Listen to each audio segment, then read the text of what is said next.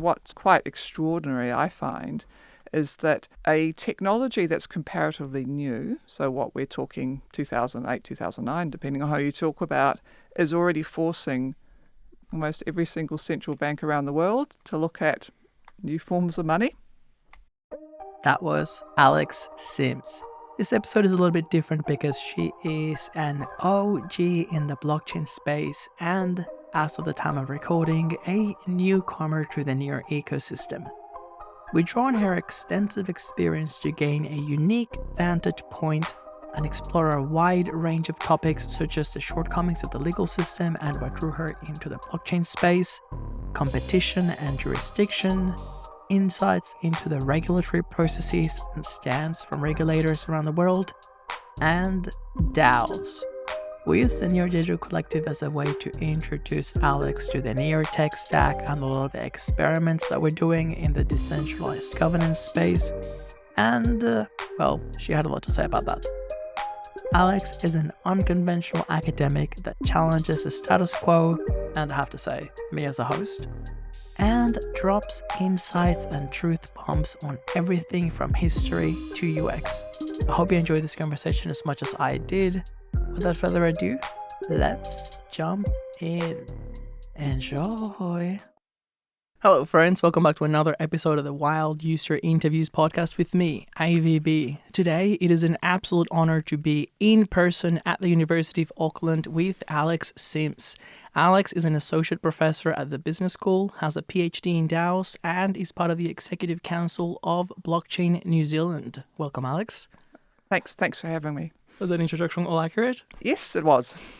Fantastic. I've been in Auckland for just over 2 weeks. As soon as I arrived, I started looking for the crypto community here and the innovation programs at universities, blockchain student clubs, and your name popped up pretty quickly and in multiple places. So thanks so much for making the time and for finding this room for us. It's my pleasure. I don't know if you want to start by giving us a really quick introduction. Normally, I start with asking people how they got into the wonderful world of crypto. But I guess that you probably have a lot of professional background that weaves into this story. So, yeah, tell us about yourself. Yeah, I'll just give you my sort of genesis story because I think we've all got our genesis stories. I've been interested in law and tech for a very long time, and my main area of research was copyright, which is all technology. Anyway, I was listening to a couple of podcasts back to back because I listened to lots of different things, and they were about blockchain, Ethereum, and smart contracts. I was thinking about, so I knew about Bitcoin as this weird internet money. This was in 2016. It was May 2016. And two podcasts, one was a Canadian tech podcast and one was a New Zealand Radio New Zealand one. They were talking about blockchain, Ethereum, and smart contracts. And I just went, this is it. This changes everything. And there was a conference coming up. That was one of the reasons behind one of the interviews in 3 days' time. And I said, I've got to be there. It was in Auckland. And I went along and that was sort of it. I just knew. It was just obvious to me how this changes everything because I work in paradigm shifts. I've worked out now, finally, that's my specialty. I can see things. I know the gut reaction, what's going to happen because I know how the world works. And this is also, I won't go on for too long, but because I've been reflecting on a lot of these things. And I was a teenager in the 90s, or maybe slightly more than a teenager, and I came across, internet came along, and I never thought, wow, this is going to change everything. I just gradually crept up. I didn't really think much of it because I didn't know how things worked. And so with blockchain, smart contracts, the law, all these different things, it was like, yes. And I've had that just recently with ChatGPT, with this AI generated. Wow, this is going to change everything as well. And so anyway, that's my sort of genesis story. But also what I did is I changed all my research, which is very unusual. So normally academics come along, I've got a strong reputation and all this stuff in certain areas, and I go, I'm going to change it. And everyone said, you're crazy. This stuff is just, how could you do this? This is just a bubble. It's a joke. And let's just say I've had the last laugh because now almost everybody is doing some type of thing in blockchain. And the trouble is most of the academics, unfortunately, I wouldn't say clueless, but it's concerning. Pretty close. Now, that's actually fascinating, and there's so much to unpack there. First thing I want to mention is, in the most hilarious ways, I'm pretty sure I tried to attend that blockchain conference in Auckland back in 2016. And this may start giving us a bit of a flavor for what the landscape is like in New Zealand. The visa processing times were so long, like they just took 4 weeks or something. I missed a conference. I actually messaged him like, hey, can I get a refund? Because you just took way too long to process a tourist visa. I guess it opens open the door to a bit of my story. We can have a bit of parallel timelines here. It's a conversation. I do digging into everyone's genesis story because usually there's something from your personal background that makes it click. I grew up in Venezuela. I moved to Australia in 2008. I started studying law. And at the time I thought that law was probably the way to have the biggest impact in society. I wanted to hold all these bad governments to account and to really be able to have an influence. And as you go, you start to understand the real world, as you mentioned. I think that's the best aspect of aging gracefully. You start worrying less about the gray hair and you're like, I get it. I can move in a very strategic way now. I really enjoy, especially because even though there's a pretty strong representation from developing countries, and it's fascinating to map out the corruption across many different cultures, I'm sometimes even more interested on what makes it click for people in developed countries. Because it is clear that Australia and New Zealand punch above their weight. We're very small population-wise, but the outcome, technology in general, but even early days crypto, there's been some pretty heavy influence and presence of people here from the very beginning. Yeah, I'd like to keep unpacking your story. I'm curious, you mentioned that your field now is paradigm shifts. Were there any paradigm shifts before crypto that drew your attention? And what were you researching beforehand? Like the body of work that you gave up on to go into crypto? Okay, being called unconventional. So it's a nice way of saying it. But I think part of it, and you come back to law, my joke now is I don't like law. I try to do as little law as possible, and everyone sort of laughs and thinks, what? And this also comes into what made it click for me, is that the law is all ex post, okay? So it doesn't stop anyone from doing something. It's, for example, this is probably not the worst type of example, but it's easy. So in New Zealand, we have pedestrian crossings. And so if someone's about to walk on the pedestrian crossing, you're meant to slow down, stop, and let them cross. But if you don't, and you barrel into them and kill them, you have broken the law, and you can be held accountable. But that doesn't bring the person back. And most of the time we break laws and nothing happens anyway. That's part of what made me, when I went, this changes everything, because blockchain allows us to actually stop someone breaking the law in the first place. But what's the ironic is that, and this is where it becomes difficult, especially with DAOs, is that, yes, we can stop people, but as we know with law, there are no real hard and fast rules. It all depends. So you want all these exceptions and these leniency type of things. So that's in trying to marry those two things. But also to your point about developing countries getting this stuff quite quickly, I think part of that is because they're used to having, for example, you said Venezuela and Argentina, having disastrous, not sound banking systems. The government will come along and effectively rip everything away from you. And so there's a Bitcoin, you can actually hold your assets. You're not beholden. Different countries are coming at it at different angles. 100%. And I think that's actually a really nice segue into the submission from the Reserve Bank of New Zealand, because when you look at developing countries, it's almost easier to have the conversation because you don't have to compare what you have now with the new thing. People have already written off what they have now. What you have is a different set of issues. People are like, look, we'll buy into any alternative that works. What you may have is less skilled people, less capital, and you start bumping into just a reality of product and user experience. Like, even if everyone in this university wanted to sign up today, can it scale? Back in the day when I got involved, and I probably should stop saying this publicly, but we actually launched a Bitcoin exchange in Venezuela. It lasted not more than 3 months. Regulation got to us literally everywhere, and then the market. But my vision at the time was to have a bit of an arbitrage between We have the capital and the talent. At the time in Australia, we got a license from an exchange. I was working with them at their office. I was meeting incredible people at meetups. How can we leverage that willingness to help and to take the technology where it is needed? Initially, to solve a problem for these users, but over time, it'll be that vision of how can we get more local talent, the local engineers, pull them this way and really go beyond the national borders for competition.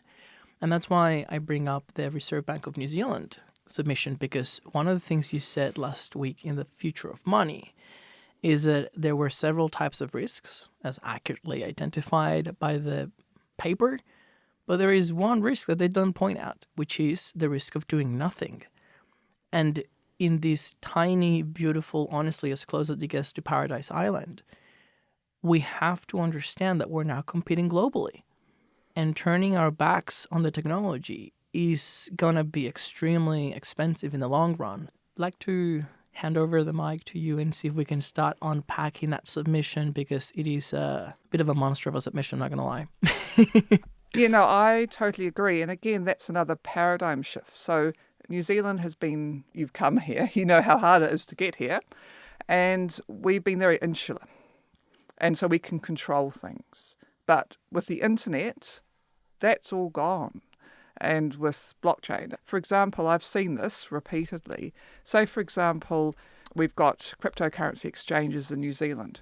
And we've got some of the trying to meet the FATF requirements. We go above what is required and say, we're protecting New Zealand consumers. But of course, all you need to do is get online and go off to some exchange on the other side of the world with absolutely no protection.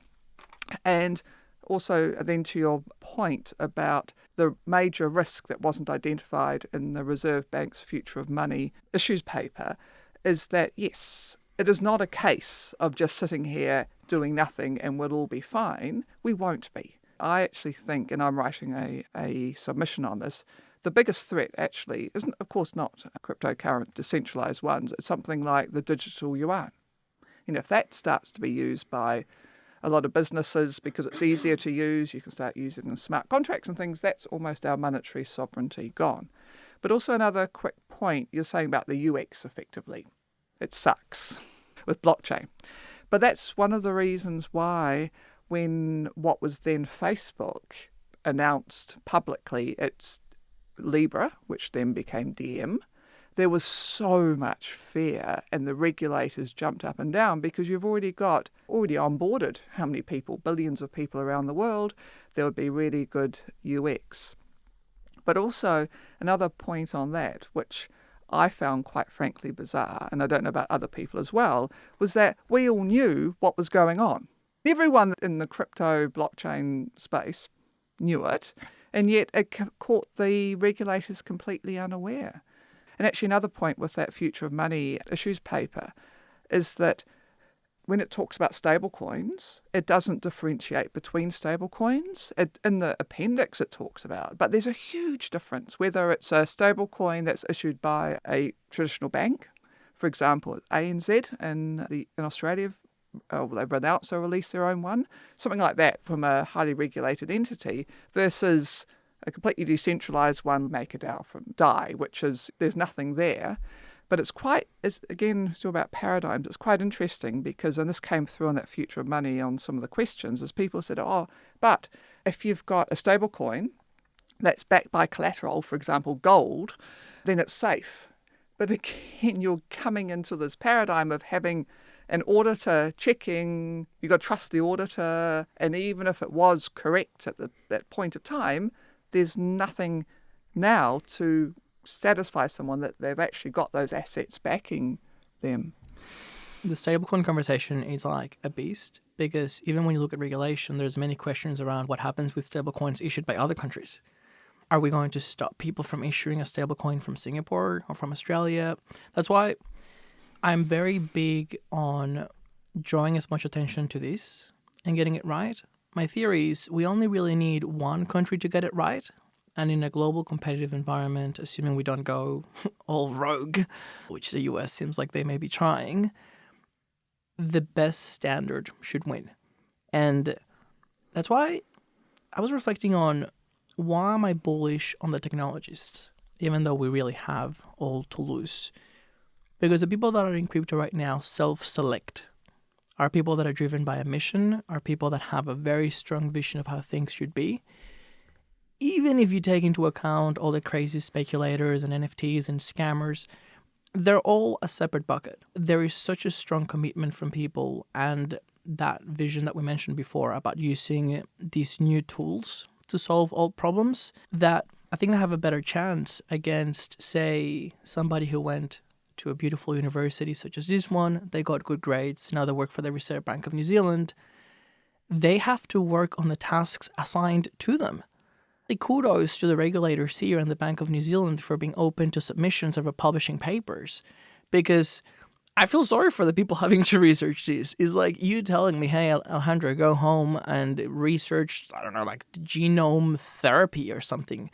It's a big undertaking. So yeah, curious to see how you see that relationship with regulators here and the openness, or I guess the viability of having discussions and hopefully get to a framework that works for everyone. With the Reserve Bank, they've been doing a lot of work over a number of years, and so there are some within the Reserve Bank, the money and cash team, who are really good. And as another sort of disclosure, the Reserve Bank is thinking about doing a CBDC, so central bank digital currency, and it's got a forum, which is industry people. And I'm one of the people on that forum. So just full disclosure there. I've been dealing with them for a while, and so they are thinking. They are definitely, there's people there who are very good. So that's fine. But I would just push back at you saying that the best standard will win, because that's not the way the world works. We can probably tear that apart, but from my experience growing up in Venezuela and seeing that US dollar as a standard, something really strange has happened in my lifetime. I grew up in Venezuela and I was extremely pro-American, because as a foreigner experiencing oppression, you only really get to experience the ideals of America or the values. You don't get to experience the day-to-day, as some of the people that live there may have. I would have a very different conversation to a single-issue voter with legitimate grievances. Whatever those values may be, and whether they actually uphold in modern days, when you actually narrow down to the USD, it was the highest form of money at some point in time. Even looking at countries like Panama, El Salvador, like they have the USD as their local currency. Then the question becomes, are we entering a time where there can be a currency that supersedes the USD? I think people are very quick to dismiss that if we look at something like the yuan, because you need the state infrastructure to back it up, and nobody wants to be subservient to the Chinese, perhaps the Russians do now. But then the mix changes, because if we have a technological solution that enables countries to collaborate and create a joint currency, or that enables you to reach 100 times more people. I see it in Venezuela. I'll tell you a funny story. My mom opened a bank account in USD in Panama. Panama introduces a visa requirement for Venezuelans, so she can't go to Panama to touch her money. There's a minimum balance every month, and it's extremely expensive in fees. And this is one of the better accounts. So when you start looking at, and Venezuela is basically fully dollarized now. There's a ton of USD on the streets. There is an insane amount of friction. Like, people don't have any change to give you. You open like a paper ledger with a store to keep track of things. Anyone looking at that should see a lot of opportunity around how can you make it easier for more people to access the USD. We have a ton of startups now trying to bank people now with USD, but I just keep thinking that there could be something that comes on top. It's probably a wasted opportunity to the US that they're not embracing USD as a stablecoin, and they seem to be going the other direction, but I don't see a reason why Singapore couldn't become a major hub, issuing even a USD stablecoin.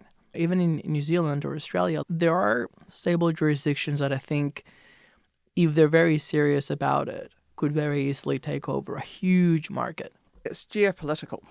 That's why, and also, again, with the best standard will win, that doesn't happen even with technology.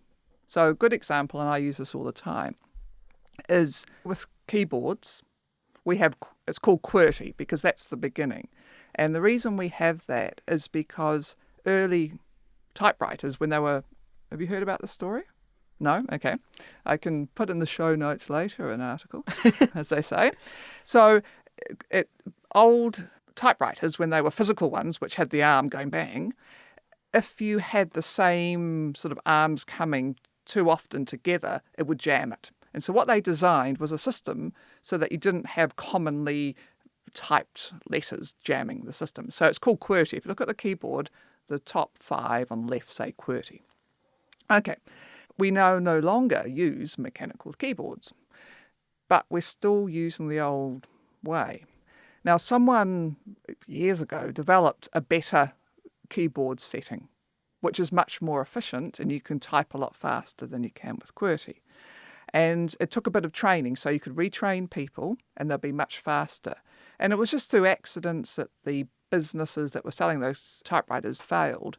And so we've got a substandard technology that we use, and that is path dependency. So that's part of it. It is not a case of the best technology, and I think that combine that with the geopolitical monetary sovereignty, I don't see it happening. But and again, history, I do like technology, but history is even more interesting. And in fact, I'm teaching a course on blockchain for a master's program. And the first module is all about history. It's all about our attitudes to technology, how they're adopted, and all these things, because it's the same thing. Everything, it takes a long time to come along, and people's reactions, so it's all the same. So whatever it is, and that's part of the best it's not the best technology. And in fact, mind you, there's one difference, I think, with blockchain, and the one difference actually is that Bitcoin is still going, because normally the first of anything, it quickly gets superseded because the technology is clunky, which is quite interesting. Long live Satoshi. Yes, whoever Satoshi is. Not you and me, that's for sure. Wink, wink. You bring up a really interesting point, which I also had in my mental list of things to raise. The relationship between different regulators worldwide. And I actually put it on my computer as, are we friends or frenemies? We can probably identify different tiers of relationship or partnerships. First one would be Australia and New Zealand. The joke when I got my Australian citizenship and permanent residency at the time was that it was a 2-for-1. Both countries have such a close relationship that gaining that status in one gives you access to the other one, almost as if you were a permanent resident or citizen of the other one. I'm pretty sure that even Australian permanent residents in New Zealand get to vote. So something very unusual, but it says a lot about the very close nature of the relationship. Yet, I'm wondering, at what points do you use regulation to get a competitive edge? I know that the Reserve Bank paper has things like protecting the tax base. I'm wondering if you have any insights on how much scope there is to really push for an edge. Is there much said around brain drain, how to encourage different industries to relocate? I might break it into two. First of all, I'll address actually within countries and then between countries. The problem with New Zealand and Australia is we have a whole lot of different regulators. So you've got the Reserve Bank, which is quite forward-thinking, but you've got things like the Financial Markets Authority, the FMA, the Department of Internal Affairs, the DIA, you've got the IRD, you've got the Ministry of Justice, and you've got a whole lot of things, a Financial Intelligence Unit from the police.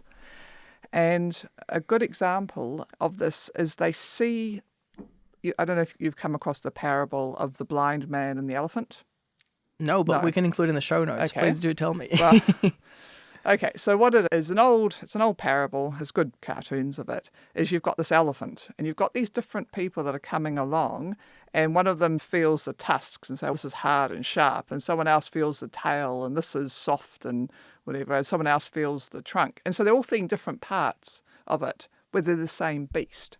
And so what's happening is you get someone from tax coming along, all the tax space. You get someone from the financial intelligence unit. Oh, it's all criminal money laundering type of things. So even within a country, it's very hard for people to agree because they can't see it. And also, it's really difficult when you are an expert in something, because that's what you see it. And that's actually segueing or diverting a little bit, is with blockchain, what's interesting is you get people from all different areas coming along and putting their collective expertise, which is really good.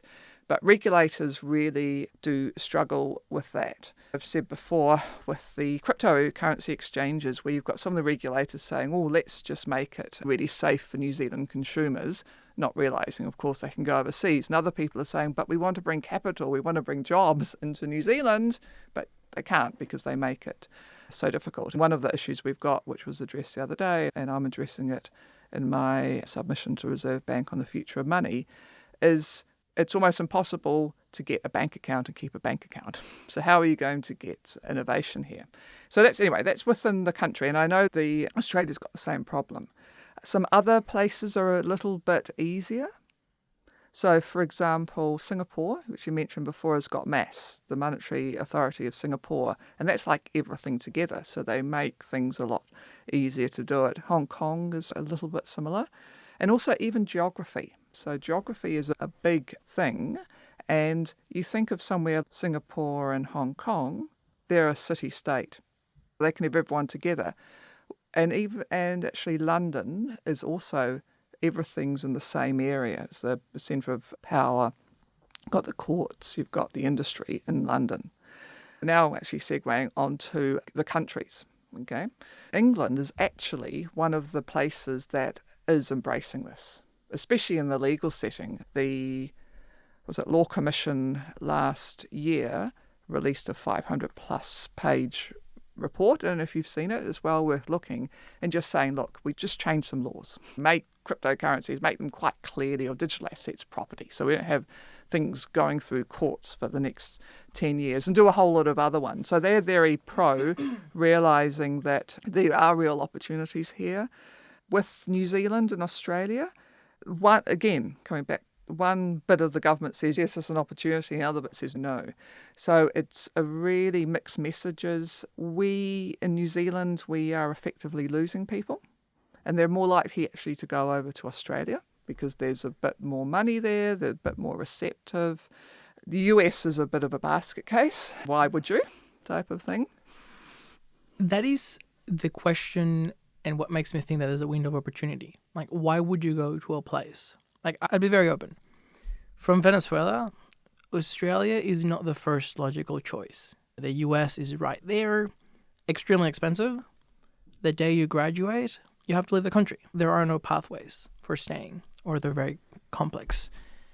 Canada, a little bit more affordable, very tough winters, and they offer the ability for international students to work only within campus, or at least at the time. I'm not sure what the current regulation is.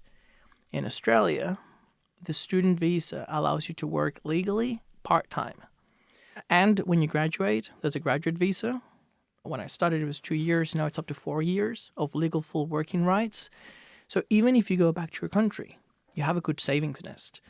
And there are pathways to stay. And there's actually encouragement to stay. So I was very strategic in identifying those set of opportunities, and the geography came later. Naturally, I've met many people that go to Australia, especially from Europe, and they end up going back. Everywhere from the Netherlands to Estonia, they tell you, Europe is just better. Culture, density, like the ability to travel. And I think there's a reason why Australia participates in Eurovision. We're really trying to compensate for, can we feel connected without people actually leaving? And that's why I think that when you're starting to see centers that have been the focus of innovation traditionally starting to be a little bit wobbly, that's when the opportunity arises. I've done some very loose research on the Callahan Centre for Innovation in New Zealand, on the Edmund Hillary Fellowship, the Global Impact Visa. It seems like the willingness is there. Just on that, that visa's gone now. They've still got a couple of cohorts coming through, but they were ones that were okayed before the lockdown. I think it's so short-sighted. But that's very sad. Hopefully with millions of people listening to this, we'll bring it back. Because I even wonder what the reasoning would have been or what the success of some of these programs would have been. Because up until now, any industry, you would be pressed to find compelling arguments. Why New Zealand over the UK? But if you're able to say, hey, New Zealand will actually give you clarity, regulatory clarity, there may be some benefits, whatever structure you can come up with, the crypto industry is growing very rapidly. And traditionally, the demographics, I hate to generalize, young single males, they're very mobile. I've been traveling for the last 7 months. It's actually amazing how this is a cohort of very well-connected people, very smart, who are able to go to conferences all over the world, who are able to host events all over the world. If we had the right structure, I can easily see a decent cohort spending at least 6 months in New Zealand and contributing to the knowledge and skills transfer here. And even if they don't become tax residents for income tax purposes, we've got the consumption tax, 15%? So there are ways in which getting people in creates lots of benefits, even if indirectly. I agree. We should be getting people in, as you say, people will be here spending money. But also, I think there's still a stigma when you say crypto. People say money launderers, criminals, and it's. Yeah. I always say, look, okay, if that's what you want to do, then get rid of like iTunes gift cards and all those types of things. There's just so much better ways to launder money. I know. One of my many jokes, I'm not very funny, but is well, look, if you're a criminal, the existing banking systems plus company registrations works really well. So why would you learn something new? If you just Google London, money laundering capital of the world, it comes up because it is the money launderer capital of the world. And Vancouver is not far behind. There was a fantastic, beautiful scandal a few years ago in Australia. You probably heard about it. The Commonwealth Bank of Australia, the largest bank. To be fair to them, they're very innovative and they're always pushing for tech solutions. They're very forward-thinking. Horrific exchange rates, but very forward-thinking in terms of technology. There's these ATMs, which I think are now very commonplace. I've seen them in New Zealand with Westpac and others, where they allow cash deposits. And they allow cash deposits into third-party accounts. These may blow some people's minds. I know when I went to the US, I couldn't deposit cash into my sister's bank account. They laundered billions. And that's when I understood. People that are not criminals can find so many much better options to exchange money. Especially you go overseas, you get a travel card, Wise, whatever. These people laundering money saw the terrible exchange rate as just the cost of doing business. And because the bank made insane amounts of money in fees, they looked the other way. I'm obviously not an expert in money laundering. I haven't done it. But I would imagine that if you had a ton of money to launder, register a business, find a way to cash it through, paying tax on it is just the cost of doing business. Now you've got clean money. There's so much dodgy stuff happening everywhere. Every so often there's a scandal because the regulators fail to spot these things when it's their actual duty. Crypto is literally a playground for innovation now. There is value being transacted, but it's tiny. It is really a place where most people are here for the tech. Maybe that says more about my circles than the broader market. I think, though, that it is a threat. And so whatever by fair means or foul is to try to stop it. And that's one of the reasons why. But also what's quite extraordinary, I find, is that a technology that's comparatively new, so what we're talking 2008, 2009, depending on how you talk about, is already forcing almost every single central bank around the world to look at new forms of money. That's extraordinary. Indeed. You've had some fantastic stories and insights. I've got one for you, though. Have you heard of the book American Kingpin? No. I listened to the audiobook a few years ago. It is fantastic. Would highly recommend. It is the story of Ross Ulbricht, the founder of the Silk Road. The entire book is wild. But there's one thing that, as somebody who was about to finish law school at the time, really struck at me, was that there were so many regulators involved in the investigation that the investigation became completely inefficient. They kept pulling people in. When the drugs were coming through the border, it was Homeland Security, but it was not enough drugs to trigger a warning. And then there was CIS, there was the IRS for tax evasion.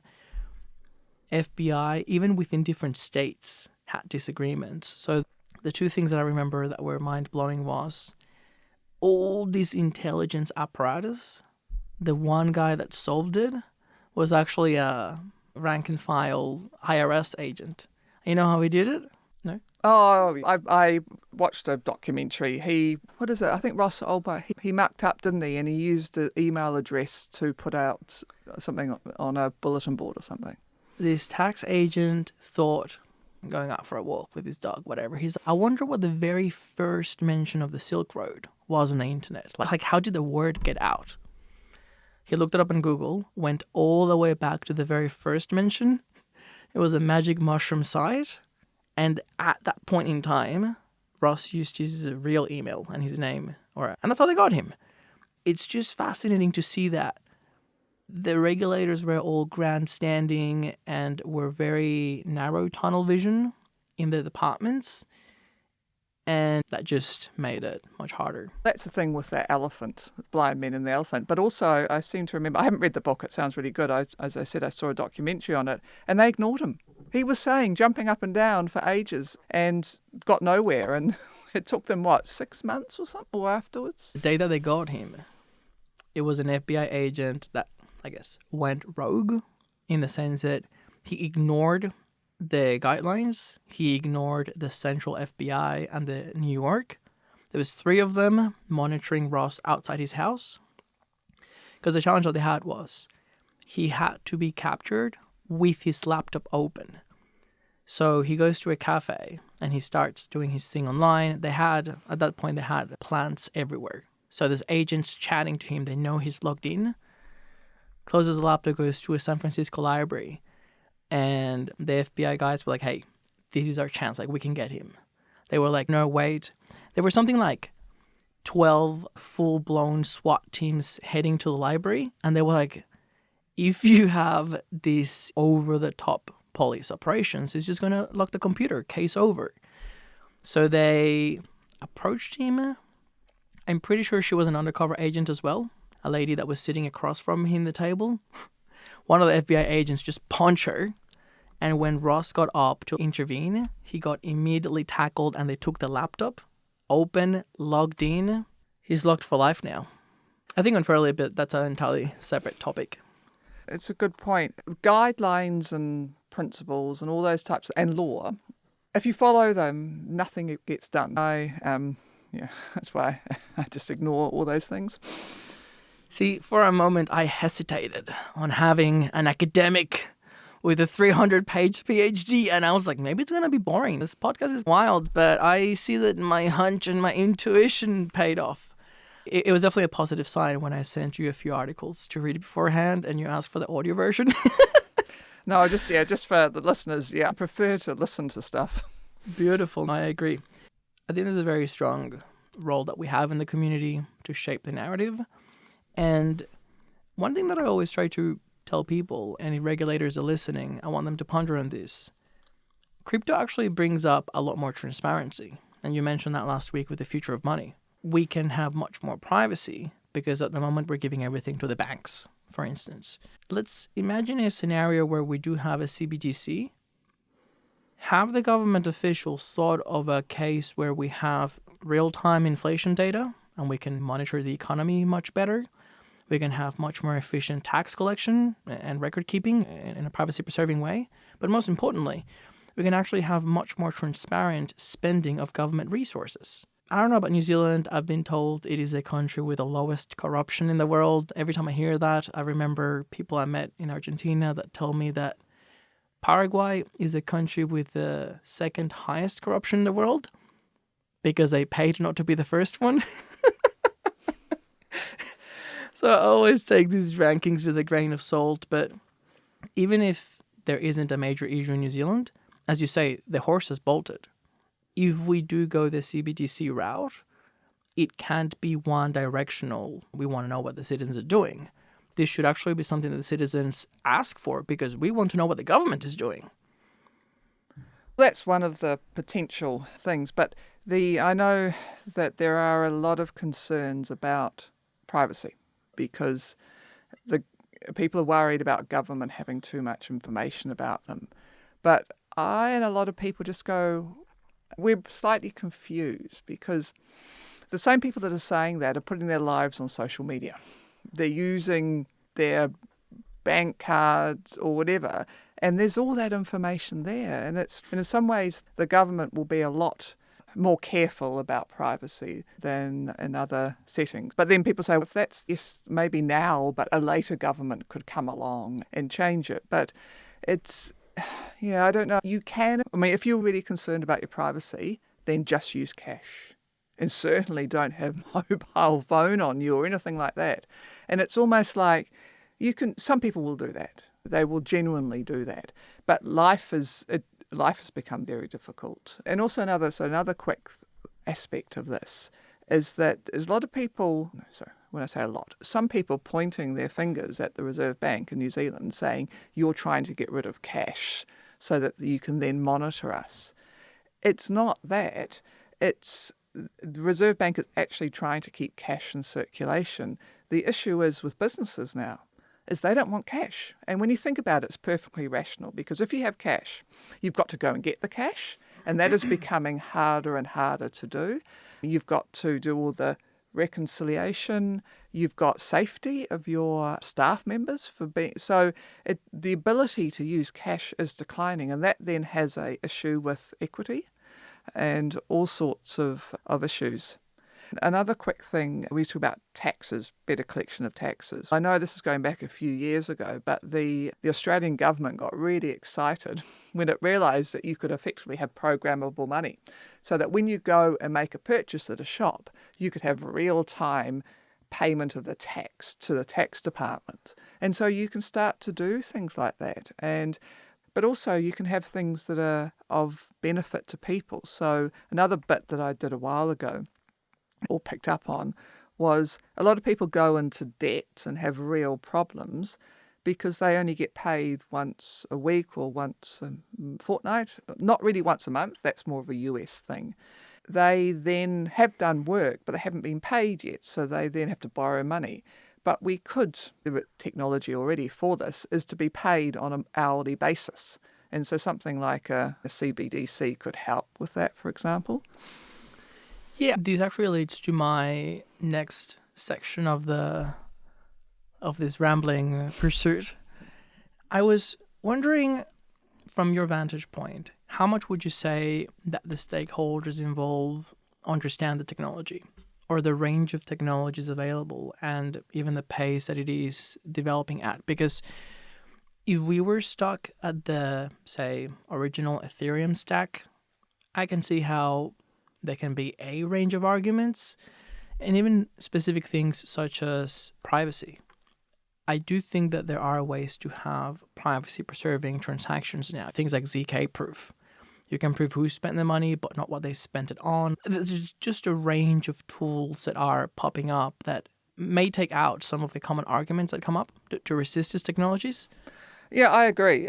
There is a range of things, but some of the knowledge of people is woeful. And I don't know whether that's blind ignorance or what. So, for example, hopefully it's moved on, but I know over the last year or so, especially with say, for example, NFTs, people jumping up and down saying, oh my God, you can't use them, they're destroying the world.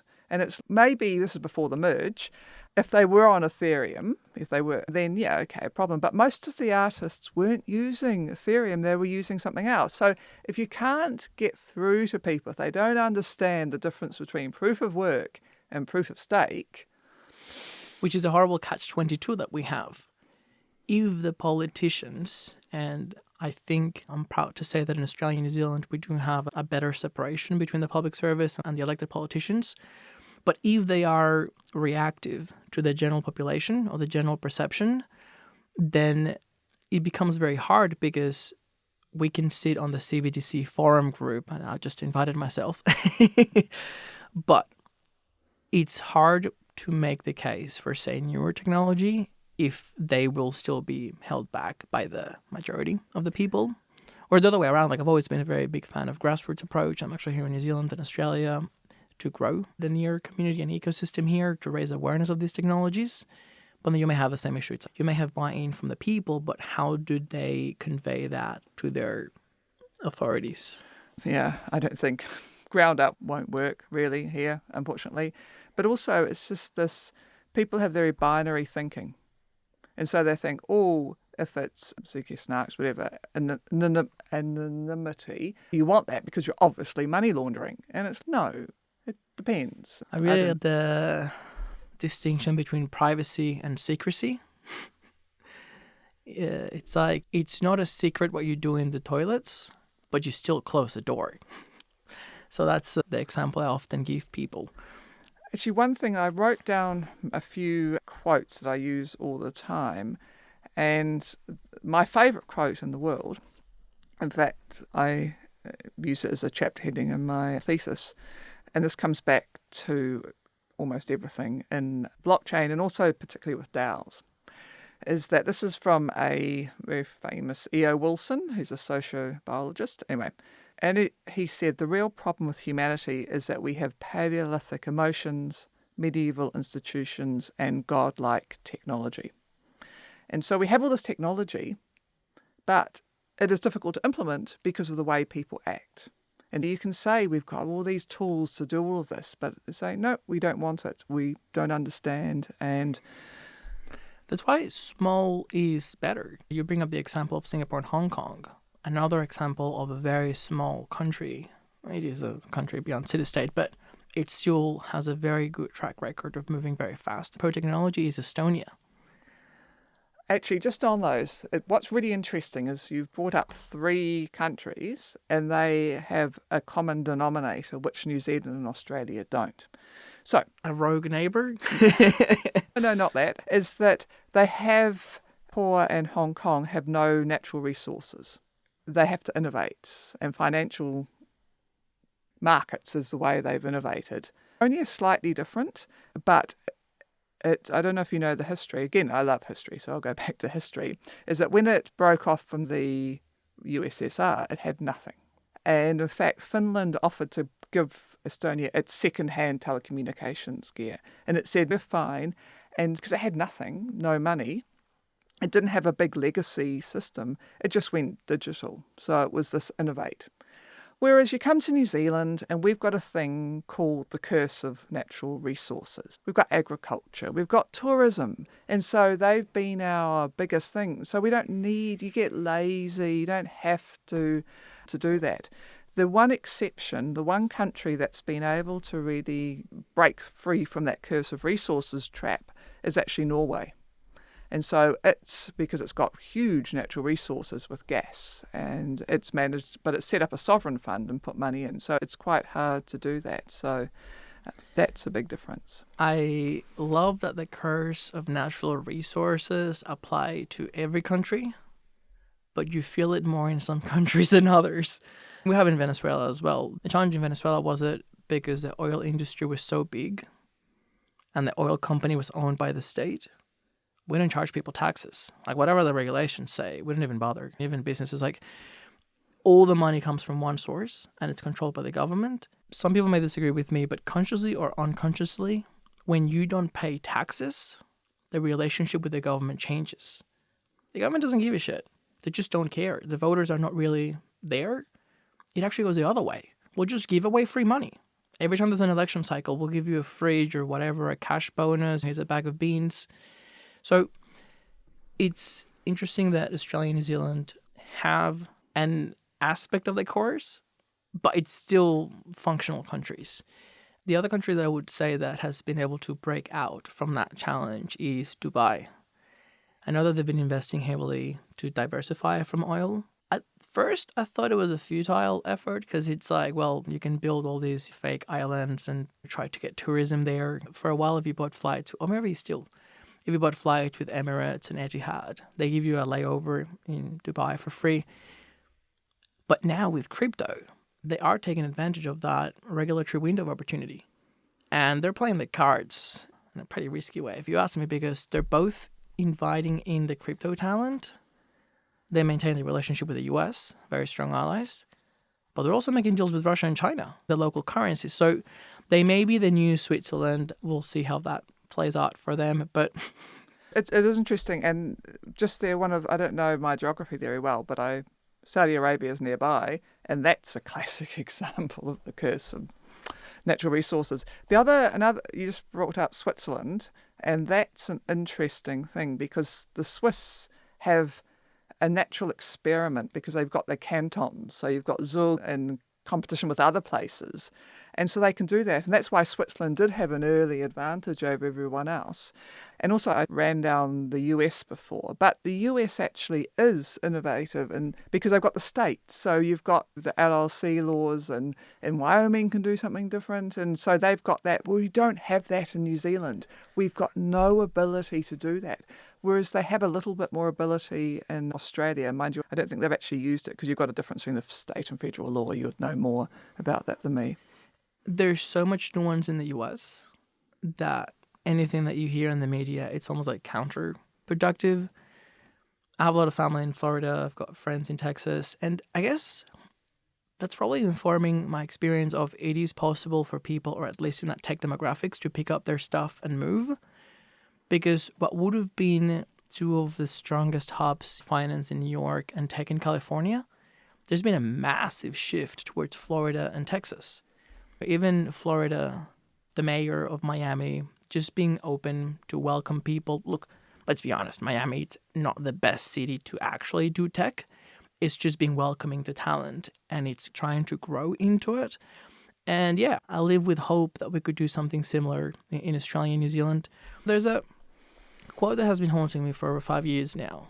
In 2016, there was an entrepreneur in residence. It was a program that the state of Victoria had or has. There was an American that came over. I went to a meetup. He was giving a talk. And he said something that everyone found puzzling for different reasons. He said, I love Australia. If I were to start a new company, I'd start it here. And then he gave his reasoning. The standard of living is so high in Australia that everyday people live like what you aim for when you exit in the US. So in the US, you grind for 20 years, and when you sell your company, then you live like an Australian. So he was like, this is the best of both worlds. I can both have a really good standard of living and a family, etc., while I grind in a company. And I pulled him over afterwards, and I was like, you're getting it backwards. The high quality of living sometimes serves as a disincentive. Like, why would you take the risk? For years, I've been working for less than minimum wage when I was at university. And then when you make it, you get taxed, and we've got like this tall poppy syndrome. I don't know if you wanted to talk about DAOs at all. Yes, so the reason why I asked about the awareness of the technology was to shift in that direction. So just before we started the conversation, you mentioned that you did some research on NEAR. Yes, I did a brief research on NEAR. Let's see where the general populace is at. What did you find out? What piqued your interest? It's quite interesting sort of coming in very cold to NEAR. That quote I said before about the problem with humanity is that we have Paleolithic emotions, medieval institutions, and godlike technology is particularly true with DAOs. When people say, we can do these new organizations, and they didn't factor people in. And that's why the DAO, the first one, failed. I can see with NEAR and like the NDC, so that's the NEAR Digital Collective, is trying to work with people, how people operate. And what I find is to be expected, but people are finally working out that decentralization is really difficult, like really difficult. And decentralized organizations are nothing new. We've had decentralized organizations for a very long time, but they haven't scaled and they're quite small because decentralization is really difficult. If you let anybody put forward a proposal and if you let everybody vote on that proposal, it basically doesn't work. And in fact, the first DAO, which I've identified, I think this is the first DAO, is BitShares. And that failed. It failed in that nobody wanted to vote for anything because they didn't want to spend any money, even though it needed to update the protocol. So they had to resort back to 12 proxy voters, which is effectively centralization. Bit of a roundabout way is most organizations are centralized because it's much easier to deal with. And what I found amusing was there's a document, Formation of Near Digital Collective and Call for Participation in the Community Working Group. What is there is effectively a recreation of a democratic government with two houses, a president, an executive. And it's like, really? Yes, two things. The first one would be looking at the Near tech stack and why I've chosen that ecosystem. And then the second one is the challenges around governance. And there's actually a really interesting story behind why they take it so seriously in the ecosystem. So the Near founders are, and the core team in general, are very impressive. They come out of Google TensorFlow. Ilya, to this day, is one of the most cited, especially recently because of all the AI buzz. He's one of the fathers of it. I actually don't know how old he is, but he's got a baby face. Very unsuspecting for the amount of output in the industry. Skidanov comes from Microsoft, Azure. They basically look at the way that we do computing now and parallel processing and scaling real-world applications, and they couldn't understand why this isn't being done in blockchain. There are some fascinating early debates between them and the Solana teams. Solana approach is scaling through more computing power. We'll just keep adding more machines. Near scales through software. And the Solana team just says, look, if you could do it, good on you. It's a great approach, but it's just a very hard problem to solve. So it seems like we may be looking at a protocol or a modern layer one that has a functional solution. Basically, they're looking at cross-shard communication. So you're able to spin out more shards, but they're able to talk to each other. And that's huge because even with the AVM sharding model, the shards are isolated. There's the data layer and the processing layer. Back in 2018, the story goes, Ilya meets with Vitalik, and they're like, hey, we've got this, let's just migrate over, and we just call it ETH 2.0. And at the time, Vitalik was like, look, this looks great, it may work, I'm not sure, but we just don't have any governance in place. Like Ethereum as it is, we just don't have any power to decide. And that's why even during the early days, the only mechanism for deciding after the DAO incident is a fork and let people choose which chain you want to be on. That is a nightmare when you look at the current scale. And even when you look at layer 2s now, there isn't any official embracement from the Ethereum Foundation or the Ethereum community. We do one, we do two. There's a really interesting fragmentation of all these solutions. And it's fine at the experimentation stage, but it's very hard to see how it can scale in a cohesive way, especially if you want to bring your community with you. Challenges that I'm seeing in the Near ecosystem that would apply to any other ecosystem is how can you onboard strong partnerships and reassure them that the tech stack is going to be there in 2 years' time? We've already seen big deals with Disney and Facebook being shredded less than 6 months after they've been signed. When Ilya and Skidanov just go back to their windowless room, they've shared some photos. It's hilarious. I'm assuming it would have been a very expensive office in San Francisco, but it was like the beginnings. They've always had that governance principle in mind. How can we make it sure that the protocol can evolve? How can we make it sure that people have the opportunities to get involved and grow with it? There's initiatives around decentralizing the development. So there's a developer DAO. They put out proposals inviting developers to participate. I guess that if I had to summarize it, there is the problem that they're trying to solve, or the inception. Then there's a vision of where it could go. And now we have these early experiments with the NDC. Governance is the hardest thing, and I've been saying this for many years, and is that the tech's the easy bit. And people that are developers get really annoyed, but honestly, it is. It's people. That is the hard bit to solve for. There are very few, relatively few DAOs, really. They're Dinos. They're DAO in name only. They really are. And you were saying before about, I think from memory, marketing, whatever, saying they put forward proposals for people to or work they want done. That's not a DAO. Yeah, I found fascinating that your PhD is from the School of Philosophy. Oh, no, that's just the way it works in New Zealand. So, yeah, we have some named doctorates, but there's quite a bit of philosophy. But what I actually did in my thesis is it's very interdisciplinary from a whole broad range. And actually just a bit of a reason why Normally you do your doctorate at the beginning before you even start being an academic. But when I started, probably before you were born, probably, no, not many people had a PhD in law, or PhD, full stop. Sorry, people in law, a PhD was very rare.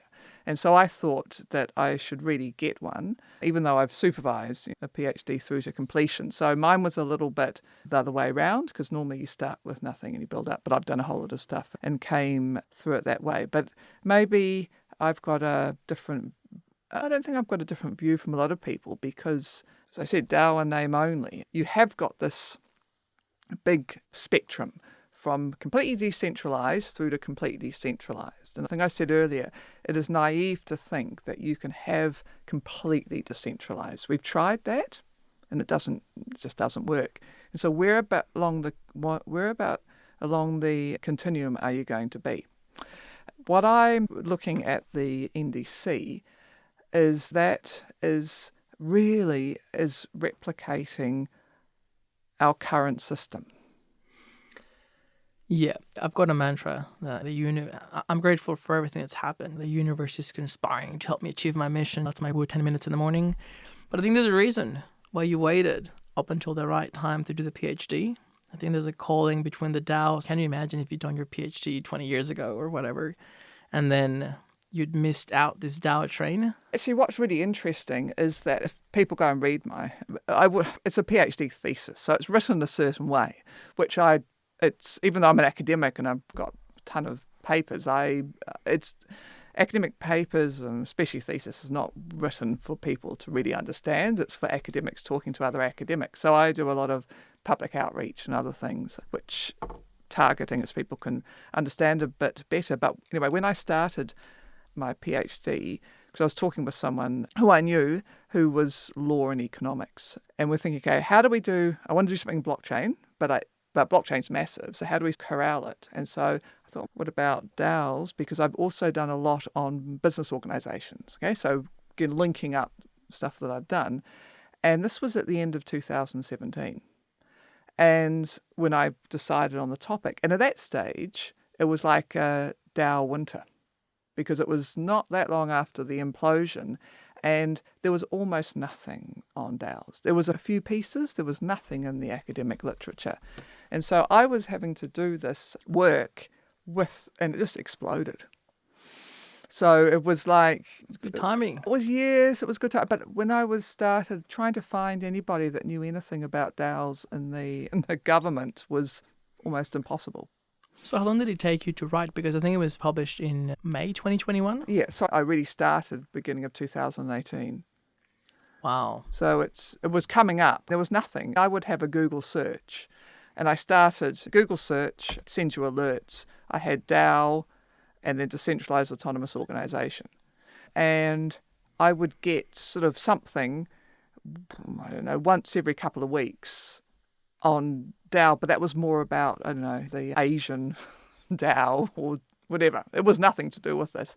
And then as I was going along, I would have something every day and there'd be 10 different things. I knew it was going to be challenging, but I didn't realize it was going to blow up. But again, this was another thing. When I first came across DAOs, it was actually at that initial conference in 2016. I knew that this was a thing that would keep on going. And the implosion of the DAO, it didn't mean to say it was bad at all. And in fact, I do remember, I don't know if you remember about this, but some of the listeners might, is that when the DAO imploded and there was all this people going, should they fork or not, and the price of ether dropped, a lot of people sold their ether. They thought that was it.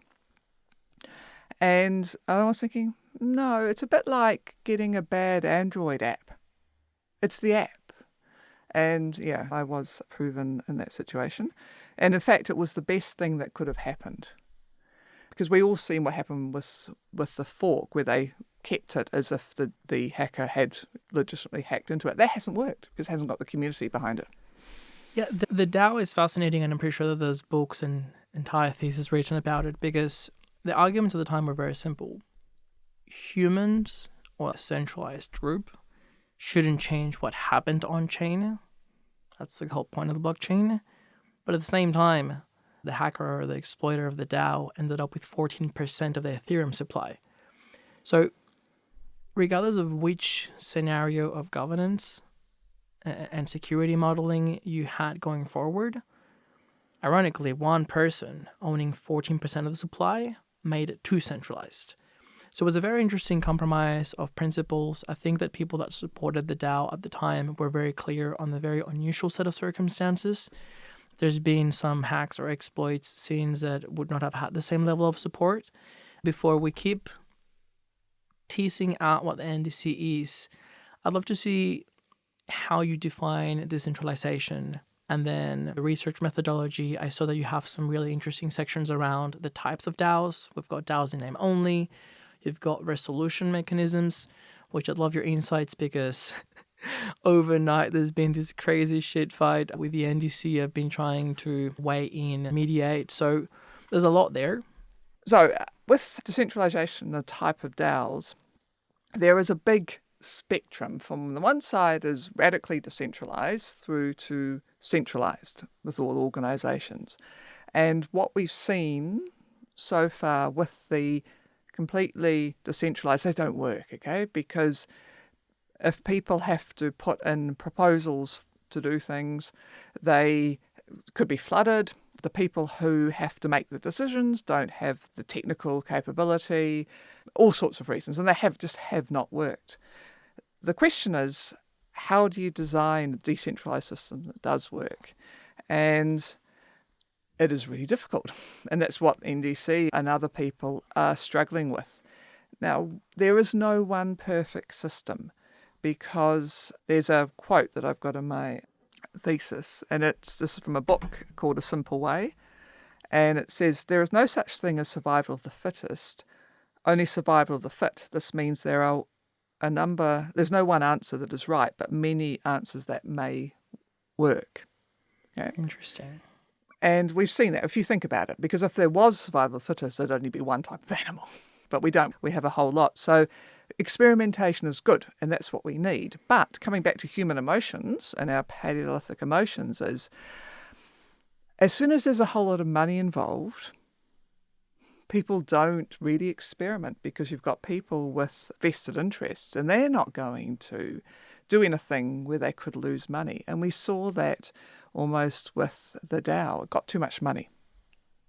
If we could only take money out, it would be better. But then if there is no skin in the game, then people's decision-making changes. It's really difficult. And I personally think there should be more experimentation. And there is quite a bit happening. Even though we're pretty advanced with this decentralization experiment, it's fascinating to see that we don't have a cohesive understanding of what decentralization means. And different people come at it from different angles. I think that a useful framework may be to focus on what problem are you trying to solve. If you look at some real-world examples, you may be able to take out some principles, like for instance, fully decentralized, the weather. Sunrise, sundown, it rains, we don't control at all. It's just there for us. The roads, you start to see differences. Anyone can jump on the road and drive, but some roads are private. An open mic. Technically, anyone can jump on the stage, but not at the same time. And you have some parameters. Only do 5 minutes. But somebody organized that event. So you can start to see how, if you keep looking at examples, and my favorite one is a decentralized music festival in Berlin, MyFest. It takes place on Workers' Day, the 1st of May, because traditionally there were a lot of very violent protests and clashes with the police. So a decentralized community of artists and musicians came together to counter that with music and art and love. And that day, across one suburb, and it's increasingly spilling over to separate suburbs, Kreuzberg, I think it is, there's DJs on every corner in front of stores. There's just people everywhere. And it's fascinating to me because no one really organizes the event, but there is coordination. Like, it's not like you show up on the day and pick a spot. People allocate different corners, and there's an understanding, like, okay, where are we going to place some toilets? And someone does liaise with the police because, there's still riots. So it's interesting looking at all those examples I think what I've come to and where the NDC sort of leads is there's decentralized leadership or decision making, and then there's the decentralization or the opening up of the opportunities. The aim is to create an ability for anyone to access a huge pile of money, to empower them. There's no ways for me to say, hey, ANZ, I've got this idea for growth in Canterbury. Do you want to give me $10,000? But with these vehicles that are attempting to be decentralized, in theory, that should be an option. And here is where we enter the really murky territory of who are the decision makers? What is the criteria utilized? How does it evolve over time? Because the leadership in theory should also be open for people to rise. And what are the recourse mechanisms? Because if there's no ownership of the project, who comes after you? You give me the $10,000 and then it disappears. So that's a sort of setup that they're striving towards now. I really like that you probably rank very low on the agreeable spectrum. And as my VIP guest, you're not holding back on being honest and criticizing where appropriate. I actually agree with you. I think that the framing of having a digital state, it's extremely problematic because in traditional states, by definition, you exclude people. New Zealand wouldn't work as a country if everyone in the world can vote. And our tax base wouldn't work if you have a right to give everyone in the world healthcare. But it's just very problematic when you start looking at that digital layer that covers everyone. But how do you create a system that caters for everyone when only a few participate? It's horrible. It's hard. That's what I said. It's really difficult. And so everyone's trying different things. A couple of things is that sometimes we do things a certain way because they are the best way. Not always, but sometimes. And so maybe saying, okay, this sort of works. How could we tweak things to get a better outcome? And one of the issues that we have with democracy, political democracy, is that we get these representatives in and we vote them in and then they do everything and then they come up for elections. One of the ways, and this is not me at all, it's been thought about and maybe even implemented, is to say we'll use something like delegated voting. So I will give you certain people, you can vote on these different aspects for me, or you get it so that there's 5 people that I trust their opinion on, and so I'll take the majority of the way that they vote type of thing and cut and slice it all up. So it's not for everything because, for example, in New Zealand we have various political parties and I agree with different parts of all the different parties. And I'm surely not the only person like that.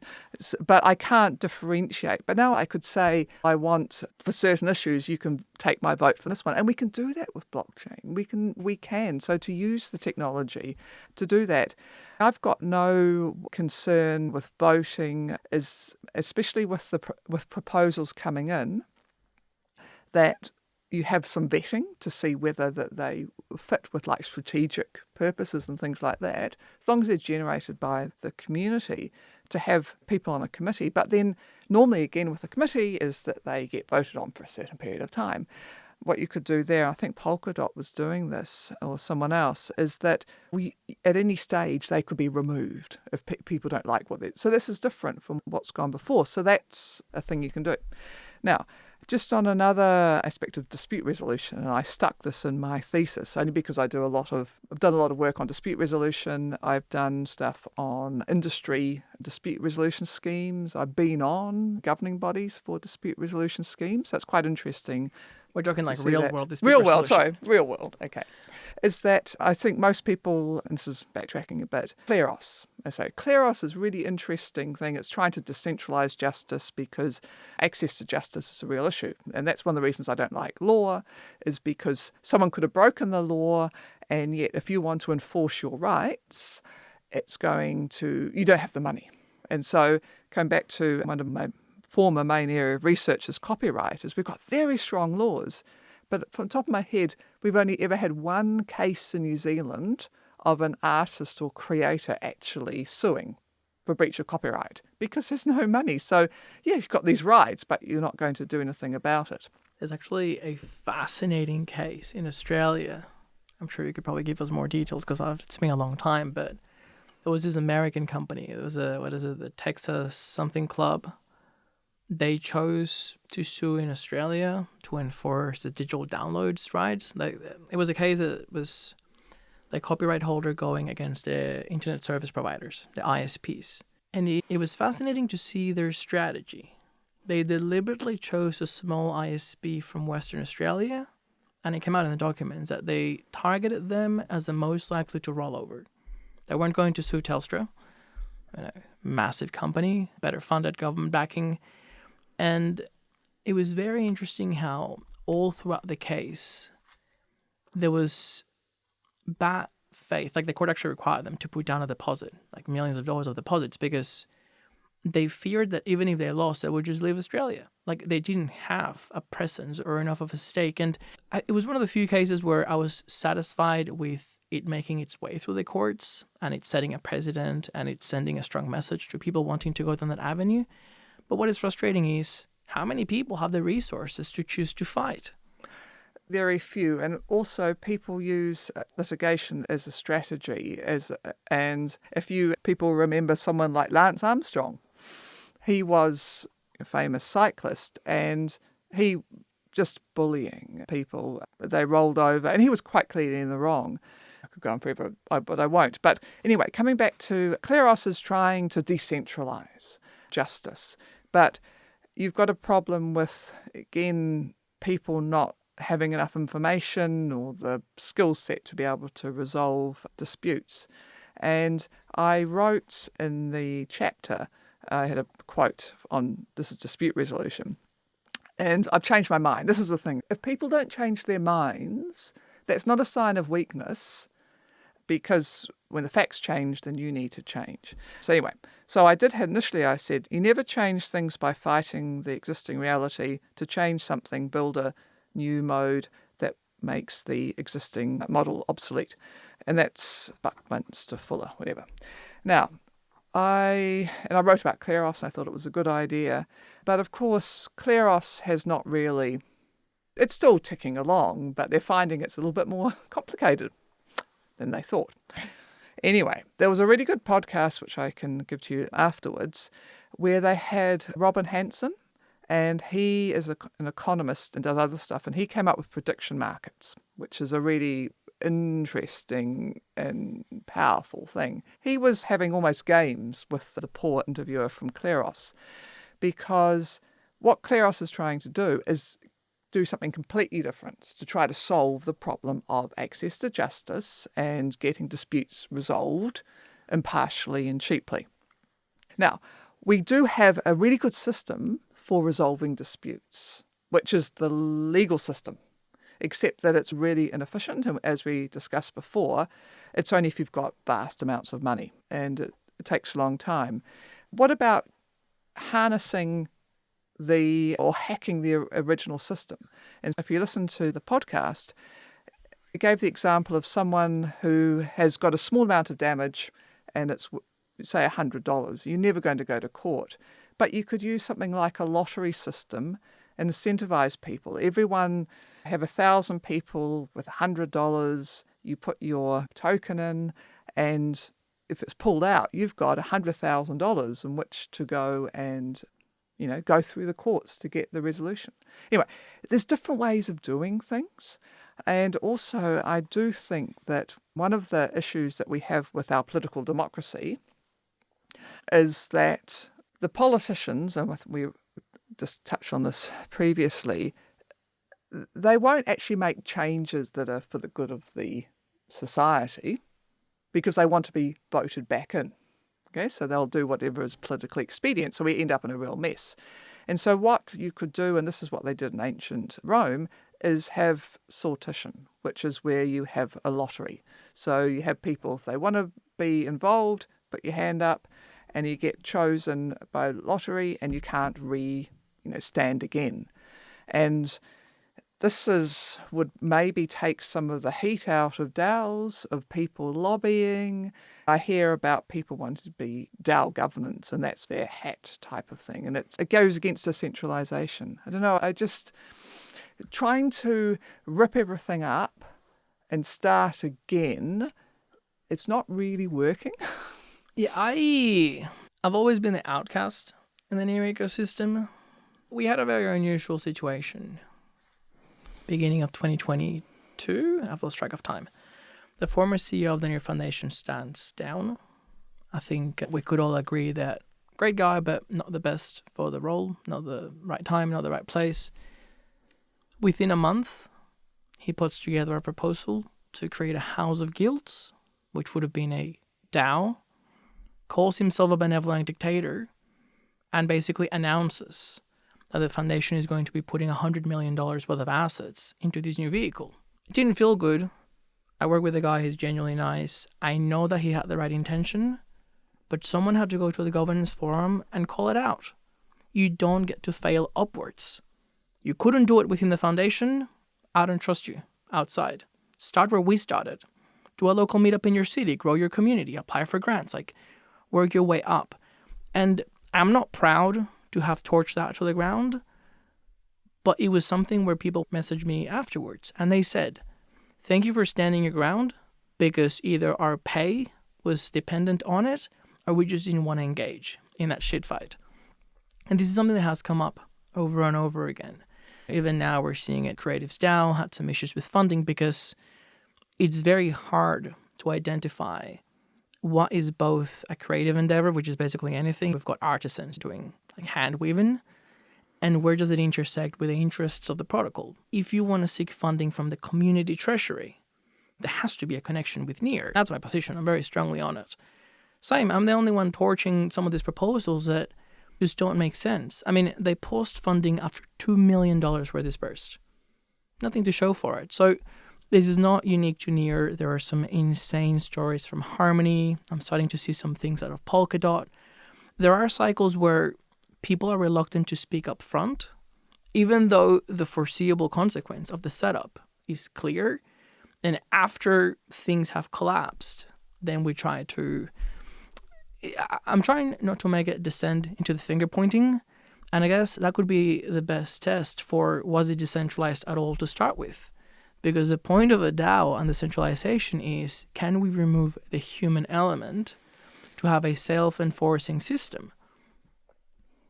As I put in my thesis, is that an AI DAO is easy. Oh God. No.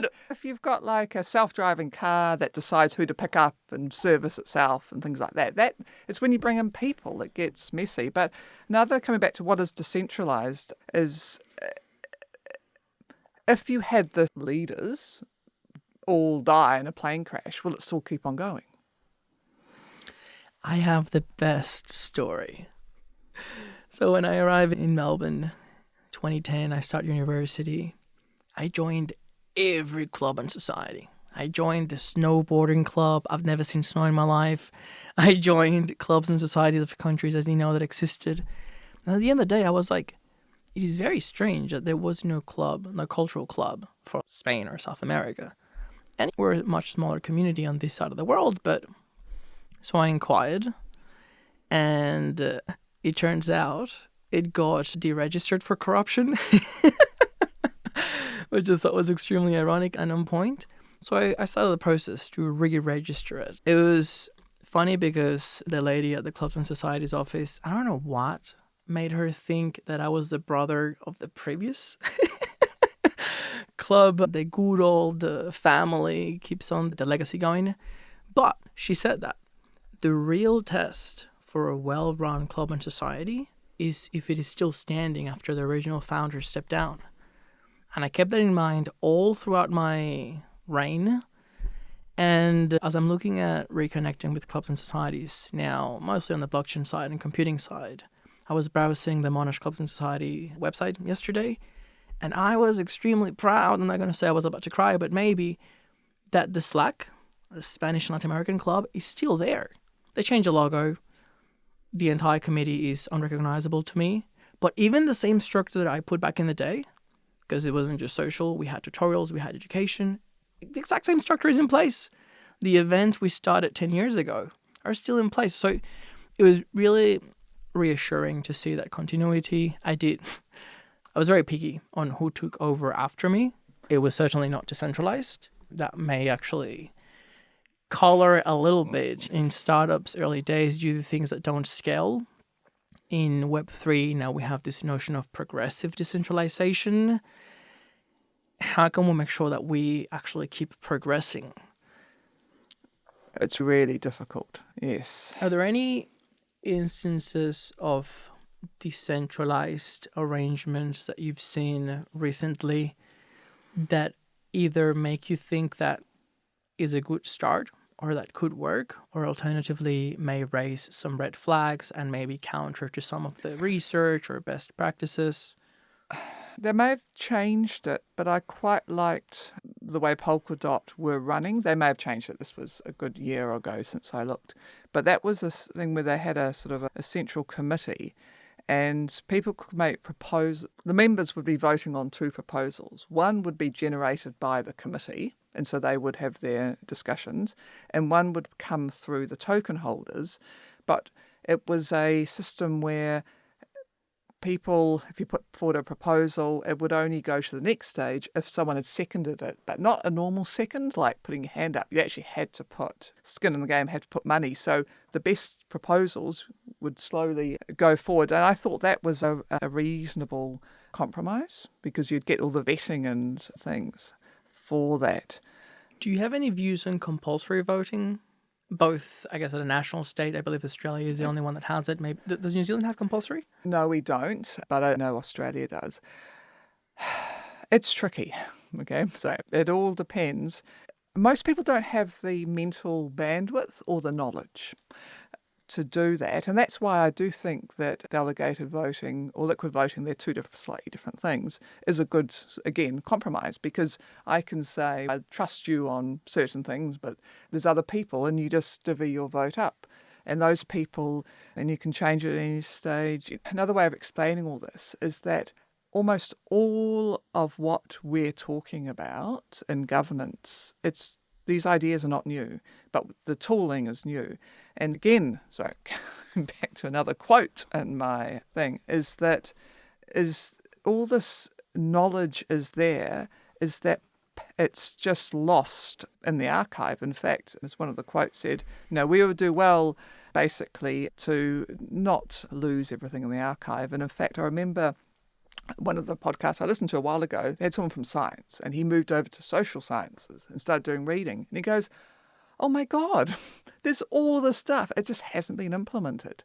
So liquid democracy was very difficult because of the high transaction costs. That's gone now. You can do it really simply. So again, I said with Kleros, they're trying to rip everything up and start again. Hang on, just look at what we've already got and see if you can change that.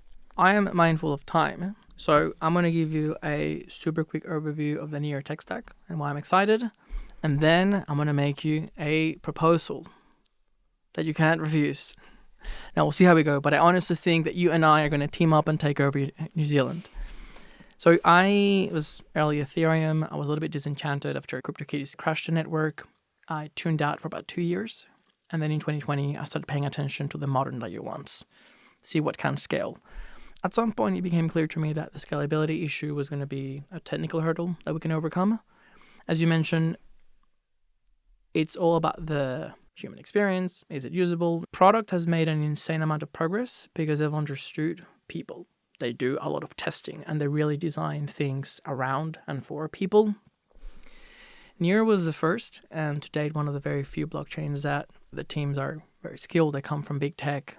They've solved, to a very large extent, the scalability hurdles. And there's been a relentless focus on that user experience layer. So there are several features, such as on Near, all the accounts by default are human readable. You can have alexsims.near.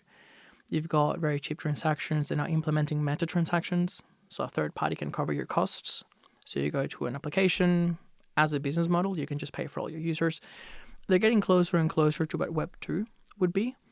And now they've got that vision towards Web 2.5. How can we onboard existing businesses onto the blockchain? And Seamless experience for the users, but trying to find ways to unlock value in ways that are unique to Web3. There are several verticals there, but going into the proposal, are you ready? This is going to be wild. I really like in general how nuanced you are and like on point. And during the Future of Money presentation, you said, I like the idea of having a sandbox in New Zealand, but not New Zealand being the sandbox. So let's start small.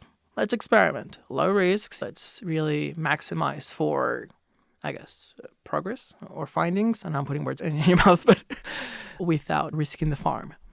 I think that I've got an idea that if you start at a university level or even at a faculty or like student society level, very small, it may be able to scale nicely. So one of the things that people are really experimenting on near now is account abstraction. On Ethereum, there is one public key to one private key. Anyone with a private key has access to everything. Unless it's a multi-sig. Unless it's a multi-sig. On Near, you can have multiple private keys, and it gives you a lot of permissioning around granting access only to specific function calls within a specific contract. So at a very first stage, what allows you to do is, for instance, I could send you an email with a link. It has a prepaid account for you, and you can claim an NFT. Bundled experiences, super smooth for the user. There's a lot of people experimenting now with things like ticketing. The next level is trial accounts. So a trial account would enable you to give someone a wallet, the way that I experienced, email everyone. You can preload it with money, but you can only spend the assets on a limited range of methods. So what I'd like to start experimenting with is, within universities, let's say we start with the student clubs and societies, get their memberships on chain, they can have an NFT that represents it. There's probably some cool use cases. You go to a barbecue, you go to a tutorial. But I think that the big level goal, and I'm pulling some strings to see what we can do, is compulsory student union fees. In Australia, it's over $300 million per year. The universities get some sort of discretion or first dibs on spending the money towards students. They just keep refurbishing the same lounges and whatnot. But what if we could have a system where you give all the students a wallet and hand over the money to them, but it can only be spent on campus? Parking, food on campus, the gym, the bookshop, whichever the legislation allows. And the cool thing about trial accounts is that any money that it's not spent can actually be returned back to the funder. So there's a very wide range of adoption and experimentation. And yeah, if you are up for it, I think that we should do it. I have to think about it. But also, again, it's political. Political at the university level? Yeah. Or interesting. And talking about governance, for my sins, one of the bodies I sat on was our university council for 9 years. I have first-hand experience with, mind you, it doesn't make a lot of decisions. Yeah, we can talk offline, as they say, about it. One of the things also is, I don't know if it was covered with what you're saying, is getting the students to effectively vote for how it's spent as well. Yeah, it's actually like a big bundle, right? And at the early experimentation stage, there's actually different configurations. So for instance, there's Near, which is a public blockchain. And then there's Calimero, which is basically a private version of Near. Like you can have your own shard and have much more privacy. There's a bridge between the two and they can make contra calls between each other. But it'd be really interesting to experiment with giving students the information for them to basically seek out different things. Another example is Near has Aurora, which is an EVM, an Ethereum virtual machine on top. And Aurora just deployed silos. So basically, with a few clicks, basic configuration, you can deploy your own EVM on top. I think it'd be a really good goal to have. Which student clubs and societies want to experiment? It's going to be an 8-month experiment. Deploy your own shard. Just get people learning. I do think that given the current regulatory environment, probably the more that we can invest in the younger generations to play around with the technology and familiarize themselves is going to yield better results in the long term, even if you abandon the shard within 9 months or whatever the case may be. Yes, I've got to wind it up in a second, but actually one thing that's quite interesting is that some of the younger, and they're young males, they're interested in crypto, tokens, money. And I always try to steer people away. It's the technology. It's what it allows us to do. So that might be a good way of showing them that this is not about speculation. There is far more that is going on underneath the hood. Yeah, that's always been the challenge, right? From the marketing DAO, what I'm trying to tell people is we're at the stage where we have to invite people to imagine what they could build with the existing toolkit. There's been a lot of big brains working on these increasingly better solutions, and now we're literally shouting at the wind to see who comes and build with it. That's why I'm so excited to try to build these community or grassroots initiatives here to, I know that the student clubs and societies membership, or say you put $100,000 on the blockchain and see how people spend it, that may not be the killer use case, but the people that get exposed to it while they're at university most likely will go on to build those killer use cases. Yes, and people have realised that. That's why, for example, Apple gets in the schools and then educational discounts to get people hooked, and then you for life. And I think both Apple and Google, they've got some really good apps and tooling around teaching kids how to code. You got to get them in the ecosystem early. Oh, no, I know my son and my daughter, my son's just started university and my daughter's about 4th year now. Yeah, they use Google Drive and all those. Yeah, it's clever. Get them when they're young. Yeah, it is what it is. Alex, I am extremely grateful for your time. I know that we barely started scratching the surface with DAOs, but the invitation is open for you to join the Near Digital Collective working groups. I know that we're over time, but a reflection on where we're at is that honestly, I would be embarrassed if you join some of these groups. There's a lot of bickering. There's a lot of unsophisticated arguments. There's a lot of potentially malicious intent. It's actually a big challenge to find ways to attract and retain talent. That's all right. Okay. Thank you, Alex. Oh, thank you, Alex. That's the end of another episode. As always, I just want to thank you for listening because, let's be honest, you are amazing! And I also want to remind everyone that everything contained in this episode is for entertainment and educational purposes only. Nothing on this podcast shall be construed as financial, medical, or any other type of advice, and you should always consult with licensed professionals before making any financial decisions. Make sure that you like and subscribe so that you stay up to date with the latest episode. We've got a steamy hot pipeline of guests that will keep you entertained right through the bear market. Stay safe out there, and I'll see you soon. Bye.